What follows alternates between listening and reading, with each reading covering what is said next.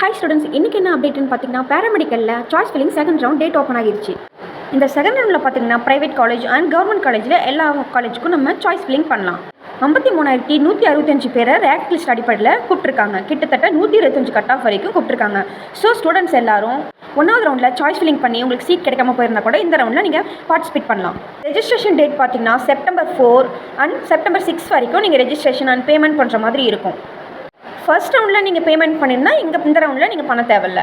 புதுசாக கலந்துக்க போகிறோம்னா நீங்கள் அந்த ₹250 பேமெண்ட் வந்து நீங்கள் பண்ணுற மாதிரி இருக்கும். சாய்ஸ் ஃபில்லிங் பார்த்தீங்கன்னா செப்டம்பர் 7லேருந்து செப்டம்பர் 8, 9 வரைக்கும் 3 நாள் உங்களுக்கு சாய்ஸ் ஃபில்லிங் பண்ணுற மாதிரி இருக்கும். நெக்ஸ்ட் ரிசல்ட் டேட் என்னென்னு பார்த்தீங்கன்னா செப்டம்பர் 11 ரிலீஸ் ஆகிரும்.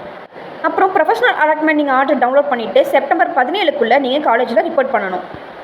நீங்கள் அதர் ஸ்டூடெண்ட்டாக இருந்தால் அடுத்த பாப்பப் ரவுண்டில் கலந்துக்கலாம். அந்த 53,165 பேரில் நீங்கள் இல்லைன்னா அதர் பாப்பப் ரவுண்டில் நீங்கள் கலந்துக்கலாம். இப்போது டேட் மட்டும் அனௌன்ஸ் பண்ணியிருக்காங்க. ஒவ்வொரு காலேஜ்லேயும் என்னென்ன சீட் இருக்குது, எவ்வளோ சீட் இருக்குது அப்படிங்கிற அப்டேஷன் இது வரைக்கும் நமக்கு சொல்லலை.